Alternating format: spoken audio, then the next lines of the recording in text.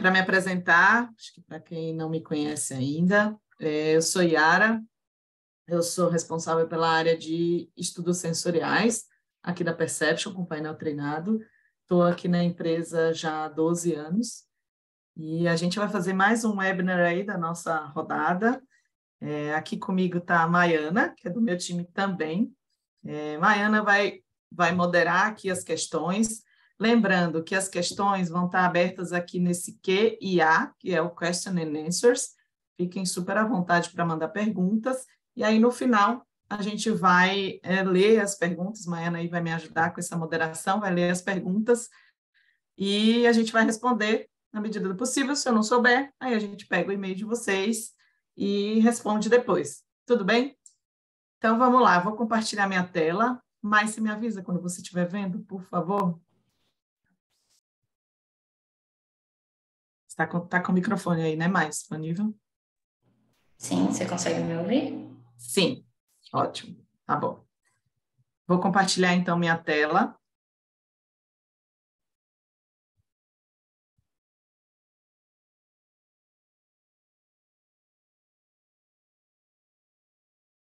Vocês estão vendo minha tela? Tá vendo, Mai?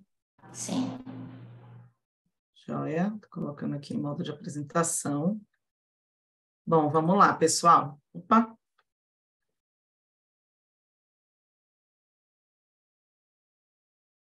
Então, vamos lá. Bom, mais uma rodada aí de webinars da Perception. Agora a gente vai falar um pouquinho do Sense Latam, que aconteceu aí no final de novembro do ano passado. A gente não fez esse webinar em dezembro, porque dezembro normalmente é um mês aí super corrido para o pessoal da indústria, etc. Janeiro também é mês mais corrido e de férias, etc. Então, a gente deixou esse webinar para fevereiro. Também tem aí todo um trabalho mesmo trabalho que a gente fez aí no Pangborn de 2021, né, que foi online, que foi um trabalho sobre os posters, né, do Congresso. E isso também demanda um tempinho para a gente analisar e trazer aqui os insights interessantes. Então, vamos lá.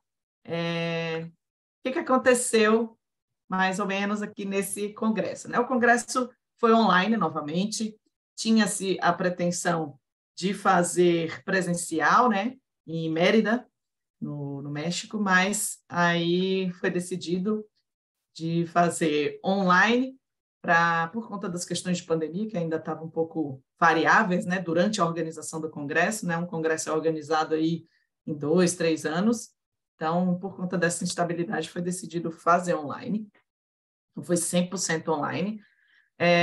O tema principal do Congresso foi saúde, sustentabilidade e responsabilidade social. Nós tivemos 26 apresentações orais, sendo elas 6 keynote speakers, né? As apresentações, 6 keynote speakers, 17 entre apresentações orais e jovens pesquisadores e 3 workshops. De publicações, de posters, né? Nós tivemos 90 posters nesse congresso. Os temas principais foram divididos aí em subcategorias, né? Então, de sensorial, foi sugerido métodos sensoriais tradicionais e inovadores, sensometria. Para métodos do consumidor, métodos tradicionais e emergentes da ciência do consumidor. Estudos sobre saúde pública e bem-estar, medição de emoções e variáveis adicionais à aceitabilidade.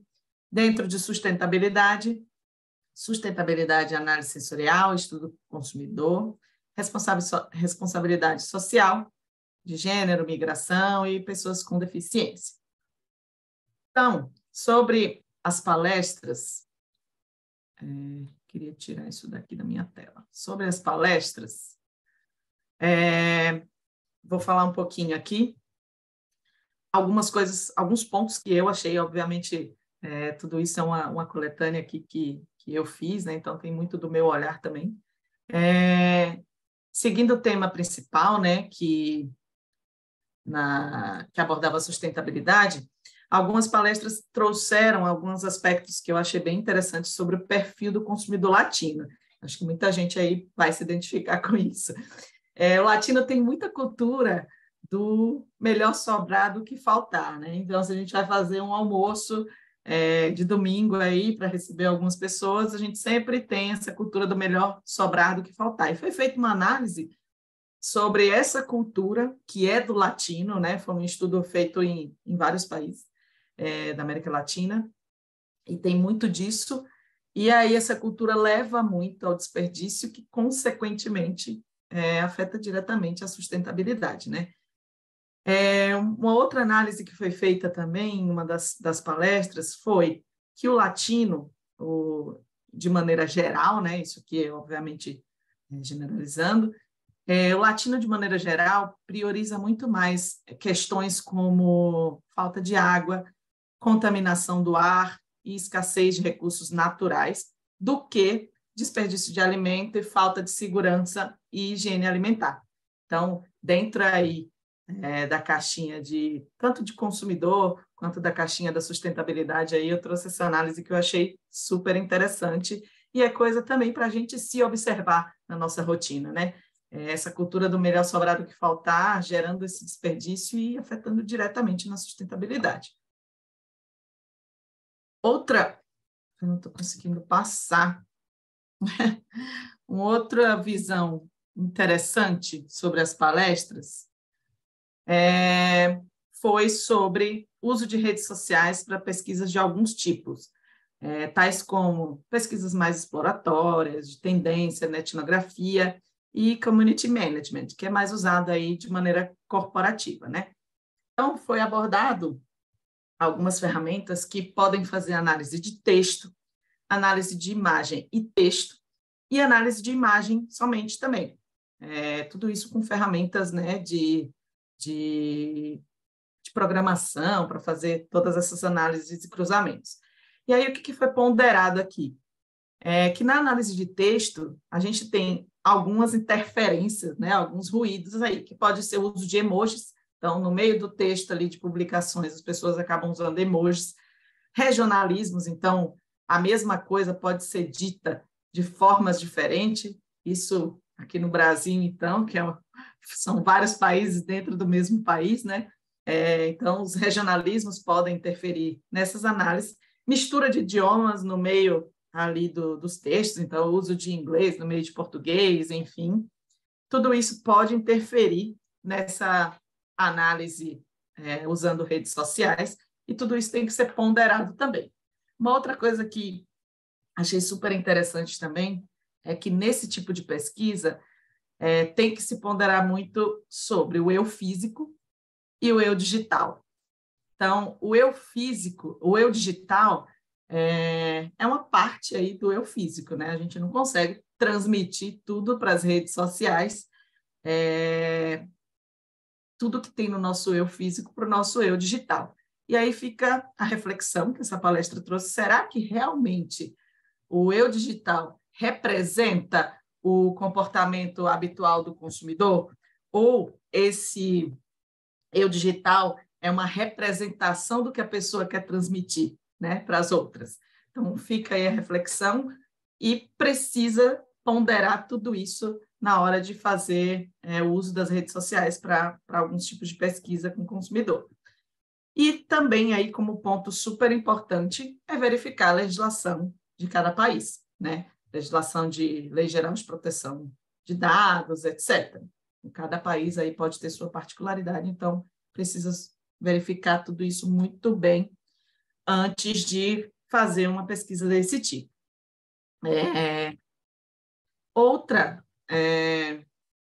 parte super interessante do Congresso, que eu achei, foi a palestra da Sarah Jagger, do Plant Food Research, que foi uma palestra o tema era Olhando para o Futuro, mudanças prováveis e improváveis na ciência sensorial e do consumidor.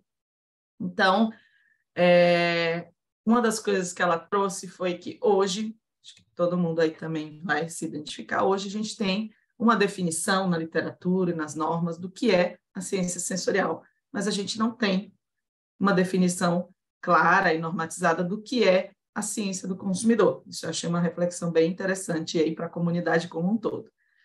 Outro ponto também que ela trouxe, essa palestra achei assim, muito, muito enriquecedora, assim, me parou para pensar, parou para a gente pensar em bastante, fez a gente pensar em bastante coisa, né? Usar a interdisciplinaridade para entendimento do consumidor como um todo, por exemplo, mesclas aí entre qual e quant, entre quant e sensorial técnico, com painel treinado, enfim, e usar também a multidisciplinaridade, psicologia, marketing, etc. Esses pontos aqui são já largamente aplicados pela Perception, a gente faz muito estudo aqui cruzado, né, cruzando as ferramentas que a gente tem, acho que para só relembrar aí para as pessoas que não conhecem, ou às vezes conhecem a gente só uma parte do que a gente faz. A gente tem aqui na Perception, né, a minha área, que é a área de painel treinado, e tem duas outras grandes áreas, que é a área de pesquisa quantitativa, né, estudo com consumidor, de pesquisa quantitativa, tanto teste de produto, né, que é bem ligado a sensorial, quanto as ferramentas de marketing também, né? Então, toda aquela parte de preço, de conceito, etc. E também temos a pesquisa qualitativa. E muitos estudos aqui que a gente faz, a gente cruza ou duas dessas ferramentas, ou as três, e fazemos uma análise aí como um todo, né? E emitimos um relatório único cruzando tudo isso. São estudos muito interessantes, ficam bem enriquecedores e possíveis de aplicar em qualquer categoria que venha para a gente avaliar. Uma outra reflexão que a Sara trouxe na palestra dela foi sobre o uso de amostras de conveniência. O que é isso, né? São estudos feitos com alunos universitários, em estudos como representando o consumidor, né? Então, ela trouxe essa reflexão, ressaltou a importância, isso eu achei bem bacana, ressaltou a importância da gente ter realmente amostras representativas. Então, se eu faço um estudo somente dentro da universidade, será que isso aí está refletindo realmente o meu perfil de consumo? Dentro da universidade, a gente já tem normalmente réguas bem altas, assim, né? Então, será que essa amostra de consumidor realmente é representativa? Foi uma reflexão que ela trouxe. E também ponderou sobre o uso da internet como facilitador nesse aspecto, né? O uso da internet como facilitador desses estudos para a gente achar realmente amostras representativas para os nossos estudos com o consumidor. Então, foi uma palestra que achei bem enriquecedora, assim, botou a gente para refletir mesmo sobre a comunidade em si, né, sobre nossa área como um todo. E aí uma reflexão que aí eu trago também, e aí foi uma coisa que eu observei nas publicações, tanto nas publicações, né, nos posters, quanto nas palestras, que no Pangborn eu até tinha feito quem participou aqui, não sei se lembra, mas eu tinha feito uma ponderação que eu achei bem bacana, a abertura da comunidade para estudos com não alimentos, né? Não alimentos e bebidas. Tanto que no Pangborn teve um bloco só de análise sensorial ligada a produtos não alimentícios. E aqui no Senso Latam eu vi que a gente realmente teve muito foco em análise de alimentos e bebidas, tanto nos estudos feitos nas palestras quanto nos posters. E aí é uma reflexão que eu trago também, será que a gente da comunidade sensorial como um todo, estudo com o consumidor, está sempre tendo esse olhar muito direcionado a alimentos e bebidas, deixando de lado todo um mundo de produtos que existe aí, né? Que, de novo, Perception já avalia há muitos anos todas essas categorias, tem painéis super antigos aqui de avaliação de não alimentos, né? Então, sabonetes, tinta de parede, fragrância fina, produto para cabelo de diversos tipos. Então, deixo aqui também a minha reflexão para o futuro aí da comunidade. Será que a gente não está levando muito o foco, né, para alimentos e bebidas e deixando um pouco de lado toda essa parte de não alimentos, que é muito interessante, tem pouca coisa publicada, né? Então, fica a reflexão aí para todo mundo da comunidade.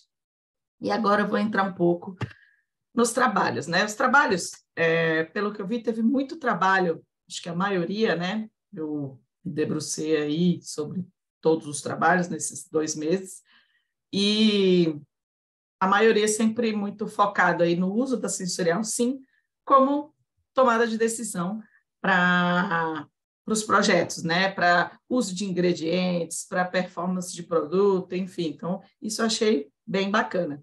Então, aqui tivemos alguns trabalhos com a aplicação de kata, né?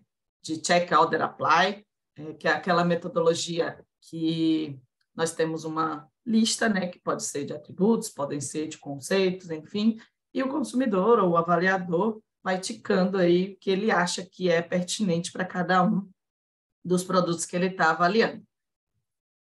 Aqui temos o kata associado a outras metodologias. Então, no trabalho aqui da esquerda, a gente vê a combinação de kata e hatha para caracterização de geleia de jabuticaba. E aqui a gente teve o kata usando o conceito, né, de produto, não necessariamente atributos. O trabalho da direita combinou kata mais intenção de compra. Foi feito aqui, os 2 foram feitos com pessoas não treinadas, então é mais um perfil de consumidor, e achei bem bacana o cruzamento aí da ferramenta de kata com a intenção de compra. Aqui também tivemos, que vi muito pouco no Pangborn, não lembro se a gente trouxe algo do Pangborn com as ferramentas temporais, que são muito interessantes também. Que aqui são 2 trabalhos de TDS, só para lembrar, o TDS é o Temporal Dominance of Sensation, no qual o avaliador é solicitado, o avaliador pode ser, o avaliador é solicitado a verificar quais sensações estão dominantes ali naquela experiência sensorial que ele está tendo, né? E aí o dominante não necessariamente é o atributo mais intenso, né? Mas sim o que está chamando mais atenção naquele momento. Então pode ser que tenha alguma coisa se a gente pensar em intensidade, pode estar ali baixinha, mas que está chamando mais atenção, que está dominando naquele momento. Então, aqui no trabalho da esquerda, a gente viu um TDS combinado com um descritivo clássico para tomada de decisão.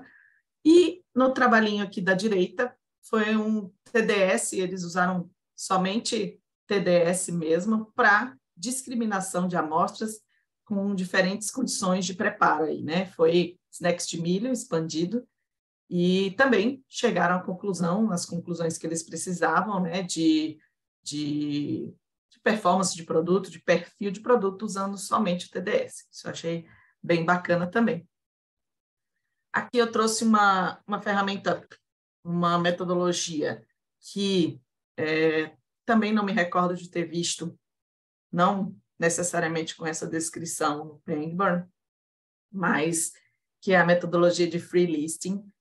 O free listing é uma metodologia relativamente simples, né, na qual os avaliadores são solicitados a listar livremente as características que eles percebem nos produtos.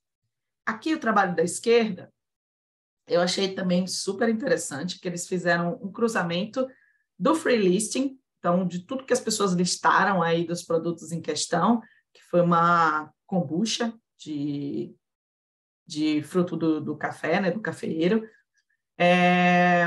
e cruzou isso com medida instrumental de cromatografia gasosa acoplada à espectrometria de massa. Então, o que eles fizeram?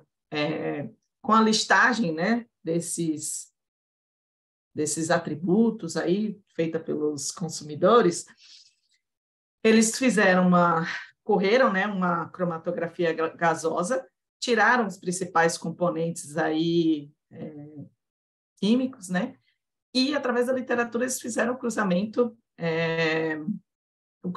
desses descritores que os consumidores deram com essas características físico-químicas da amostra, mais químicas, né? Dos compostos químicos da amostra. E eles concluíram que as 2 técnicas foram muito eficientes aí para caracterização e discriminação de produto. Achei super interessante aqui o cruzamento aí de sensorial com ferramenta com medida instrumental.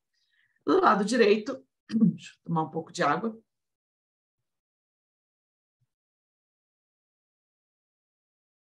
Aqui eles usaram o Free Listing com o Projective Mapping e também concluíram que as amostras, as duas técnicas, foram eficientes na caracterização de produtos também derivados do café, né? Então, também achei super interessante que são duas ferramentas rápidas de descrição e caracterização de produto. E, de novo, a gente vê aí uma tendência, né, do mercado, das publicações, nas metodologias rápidas. Essas duas aqui foram feitas com o consumidor. Tivemos também publicações de uso de sensorial na determinação de vida útil, né, de shelf life de produtos. Também são estudos bem bacanas. A gente costuma... Tem algumas metodologias, né, que podem ser usadas aí no estudo de shelf life, tanto descritivas quanto discriminativas. E, enfim, achei bem legal os 3 estudos aqui, trouxeram shelf life para determinação de produto, da avaliação sensorial para determinação de shelf life de produto, não somente medida instrumental, né?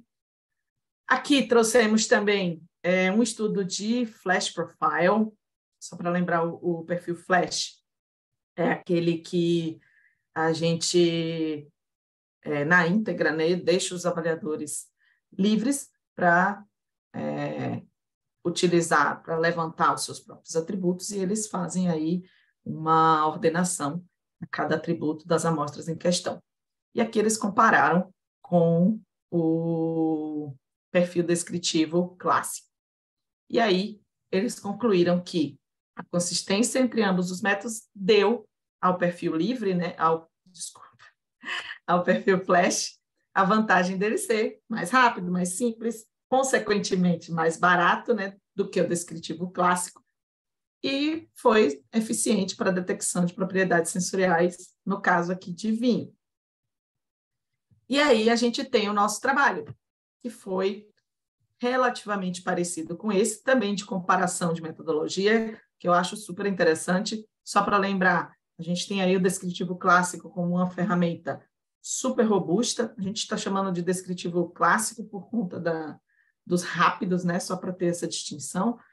E aí a gente tem o descritivo clássico como uma ferramenta super robusta e completa de descrição e discriminação de produtos, porém, a gente que trabalha na área sabe que essas metodologias demandam investimento, né? Tempo e investimento, realmente o custo é bem mais alto, porque a gente precisa passar por toda uma formação de categoria, quando a gente não tem ela formada ainda, né? Então, a gente passa por levantamento de atributos, uma sequência de treinamentos, depois a gente corre calibração, faz alguns retreinamentos para ver os ajustes da calibração, e depois a gente vai para a validação. Aí sim, o grupo está pronto para fazer a avaliação de produto. E aí é nesse sentido que as metodologias rápidas estão vindo com as suas contribuições por conta de velocidade, que o mundo hoje está... Tudo a gente precisa de respostas muito rápidas, né? O pessoal de P&D que o diga. Então, a gente precisa ter respostas rápidas e cada vez mais, né, com orçamentos mais enxutos. Então, as metodologias rápidas estão vindo aí para fazer esse contraponto em relação ao descritivo clássico. Esse estudo aqui, no caso, usou o Flash Profile na íntegra, né, como ele é feito descrito integralmente na literatura e nas normas. O nosso trabalho já traz uma derivação do Flash Profile. O que a gente fez no nosso trabalho aqui? O Flash Profile, para fazer análise com ele, com cada avaliador gerando a sua própria lista de atributos, a gente consegue mapas, né, através de análise de Procrustes, a gente consegue mapas de posicionamento de amostras, e aí, dependendo de quantos atributos, de quantas amostras a gente tem no set, a gente tem conclusões limitadas, né? Fica com conclusões mais limitadas. E aí o que a gente propôs aqui foi, depois desse levantamento de atributos feito por cada um dos avaliadores, e aqui a gente está falando de avaliadores já experientes em avaliação sensorial, a gente fazer um consenso, né, entre os atributos e fechar uma lista única de atributos para que todo mundo avalie na mesma lista, né? E aí, o que a gente fez aqui? A gente comparou produtos com dois grupos de avaliadores, desculpa.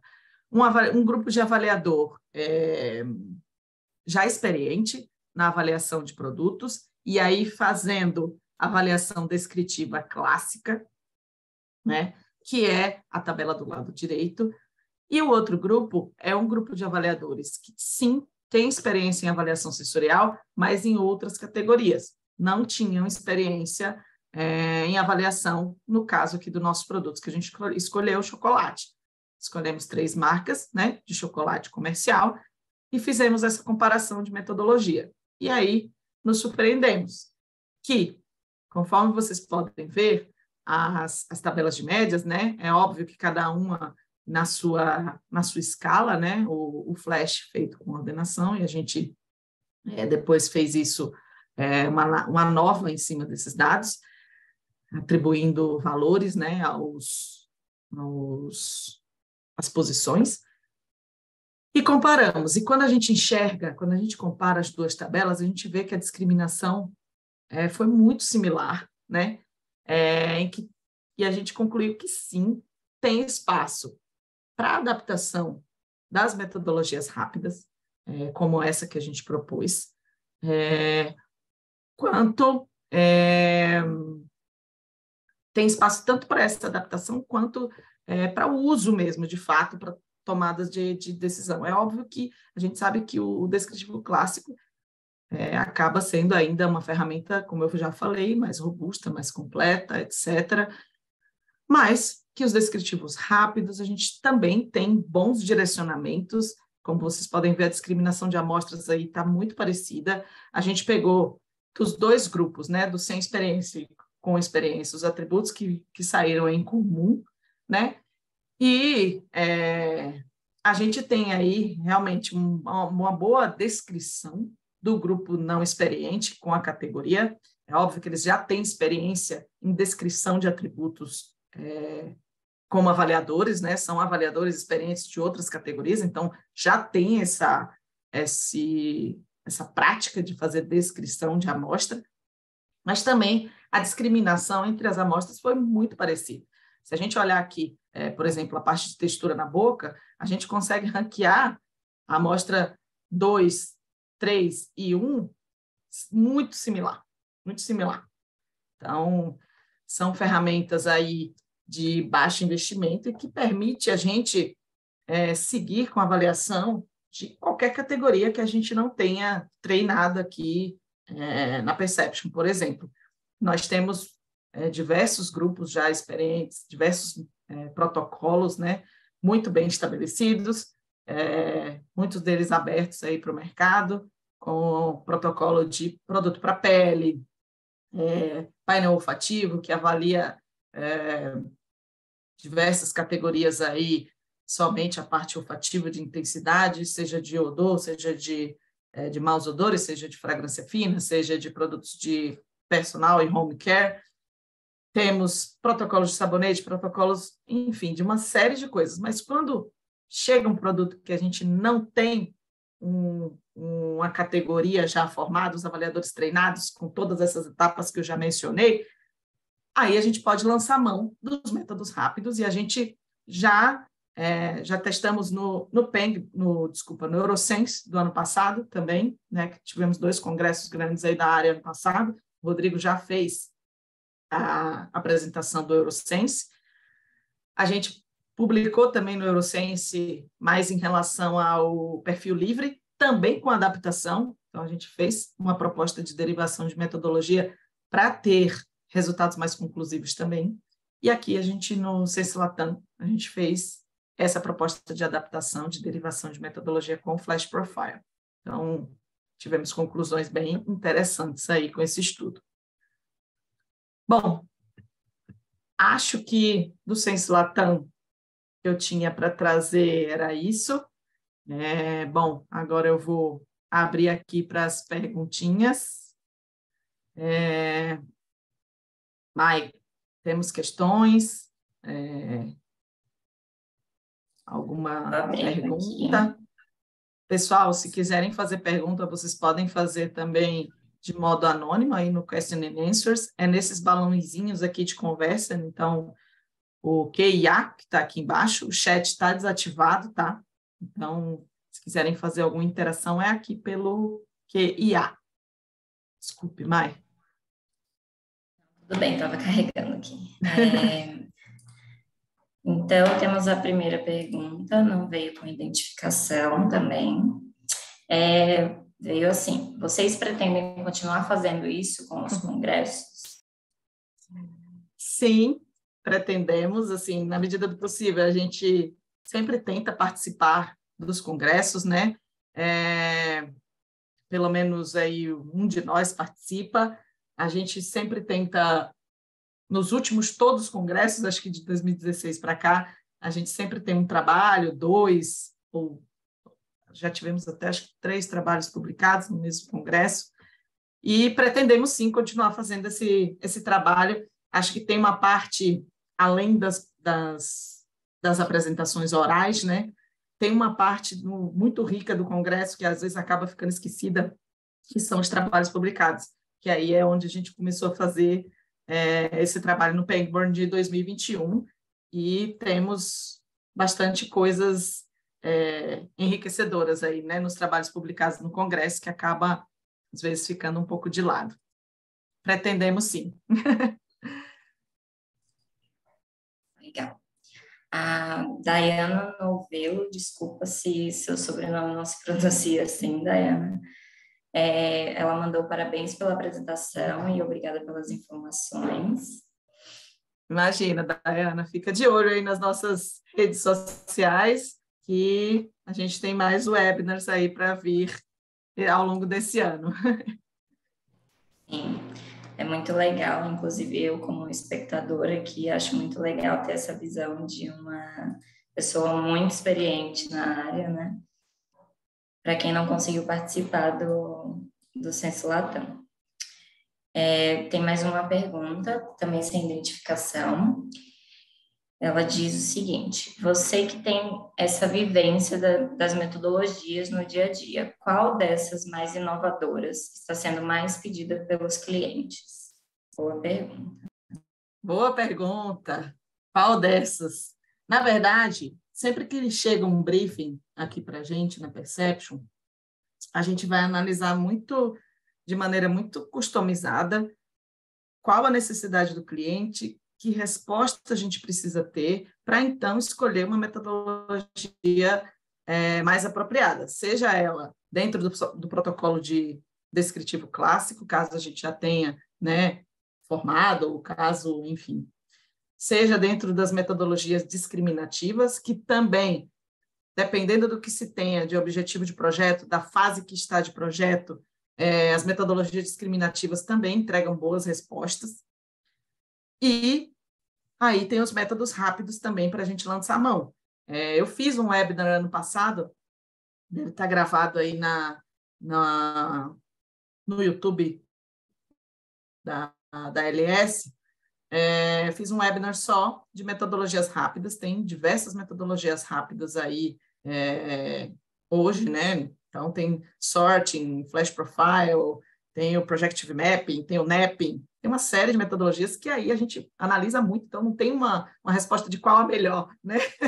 Qual a melhor metodologia para se usar, mas sim a que mais vai entregar a resposta mais próxima do que o cliente precisa, vai realmente responder uma questão de projeto. Então, não existe, acho que dentro de sensorial, uma metodologia mais indicada, seja ela rápida, discriminativa ou descritiva. Temos mais perguntinhas. A Sofia Soares perguntou quanto ao Flash Profile, qual a maior dificuldade na hora de colocar ele em prática? Olha, o Flash Profile é uma metodologia até que relativamente fácil de aplicar, porque ela é feita uma ordenação dos produtos, né? Então, ela é bem intuitiva. Acredito que com avaliadores não experientes, acho que o maior desafio vai ser na hora de levantar os atributos. Tem que ter uma pré-seleção aí realmente de pessoas que consigam, né, verbalizar, que consigam se expressar e traduzir em palavras o que elas estão, enfim, testando ali na hora. Acredito que com pessoas não treinadas, acho que esse vai ser o maior desafio aí da metodologia, porque a aplicação, uma vez gerada a lista, né, a aplicação da metodologia em si é simples, e aí, para essa metodologia, como ela é uma ordenação, né, todas as amostras apresentadas ao mesmo tempo, também tem que se considerar a natureza de produto. Então, se eu estou falando de produtos que saturam muito, que, enfim, que vão dar alguma fadiga sensorial aí para o avaliador, seja ele treinado, semi-treinado ou não treinado, a gente precisa levar isso em consideração.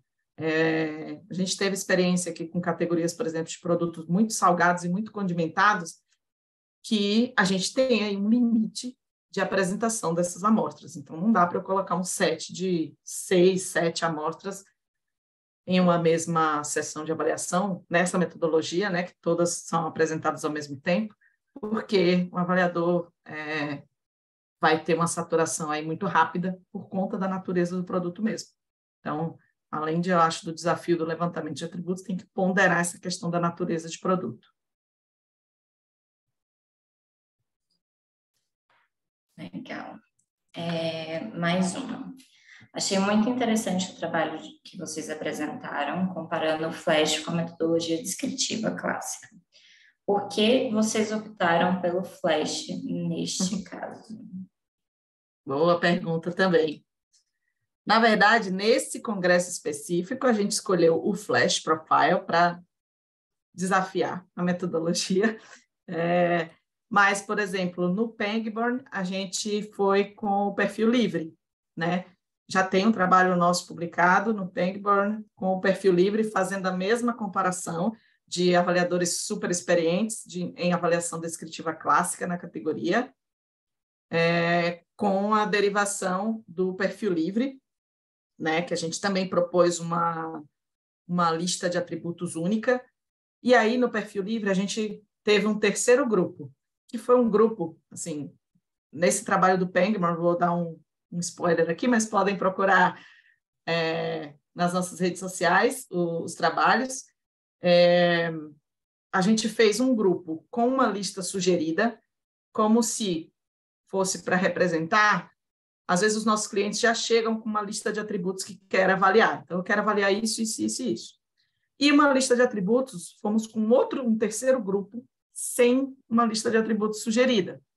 E a gente fez diversas correlações, e os três grupos, tanto o experiente em avaliação descritiva clássica, quanto o grupo com a lista sugerida sem experiência, usando a metodologia rápida, quanto o grupo que levantou os atributos do zero, tiveram performance de discriminação e descrição de produto muito parecidas.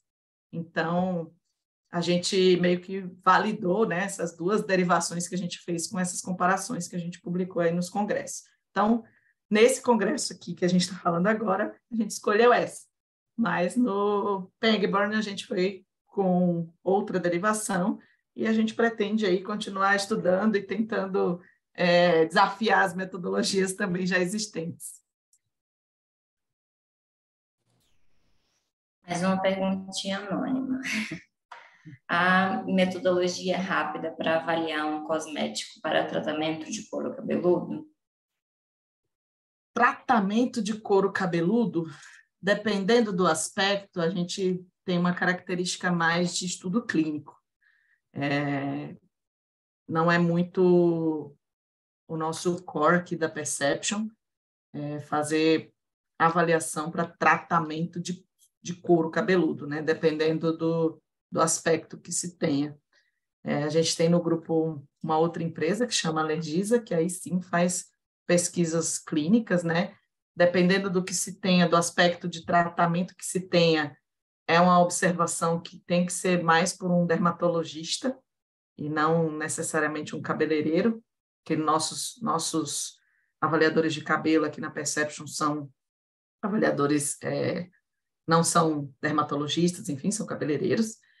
Então, acredito que vai muito nesse sentido aí de mais de um escopo clínico, essa questão de tratamento de couro. Não sei se eu respondi, se eu não respondi, pode fazer pergunta novamente, complementar sua pergunta para quem fez. Aí... E lembrando que, caso vocês lembrem de alguma pergunta depois, podem mandar por e-mail também, que a gente responde. Ah, sim. Meu e-mail estava aqui no último slide, não sei se... Vou compartilhar de novo minha tela, pode falar mais, desculpe. Não, só uma última perguntinha. A Dayana perguntou se o webinar fica disponível no YouTube depois. Sim, acho que o pessoal do marketing está aqui também moderando, né? Fica disponível, né, Gustavo? Não sei se o Gustavo está por aí, mas até onde eu tenho informação, sim, fica disponível. Sim, fica disponível, Yara. Joia.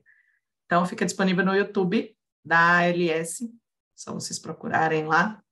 E aqui está o meu e-mail, se quiserem tirar print aí da tela, fiquem super à vontade. Também podem me mandar mensagem no LinkedIn, às vezes no LinkedIn demora um pouco mais para ver, mas fiquem super à vontade para me mandar perguntas que não tenham sido respondidas, ou que tenha surgido aí depois do momento do webinar. Mais perguntas, pessoal? Tem mais aí, Mari? Enquanto foi isso. Bom, gente, agradeço demais por quem dedicou e reservou um tempinho aí para vir assistir mais um webinar da Perception. Fiquem super à vontade para mandar perguntas e fiquem de olho também nas redes sociais. A gente também manda e-mail, né, para quem já está no nosso mail list, fiquem de olho nas redes que vai ter mais webinar ao longo desse ano. Tá bom? Bom, o pessoal aqui do marketing está nos passando que o link do vídeo vai ser mandado para todos os participantes até amanhã. Maravilha. Gente, muito obrigada. Bom dia para vocês e um bom feriado para quem vai ter o feriado. E é isso, pessoal. Muito obrigada e até o próximo webinar. Um abraço. Obrigada. Tchau, Tchau, tchau, gente.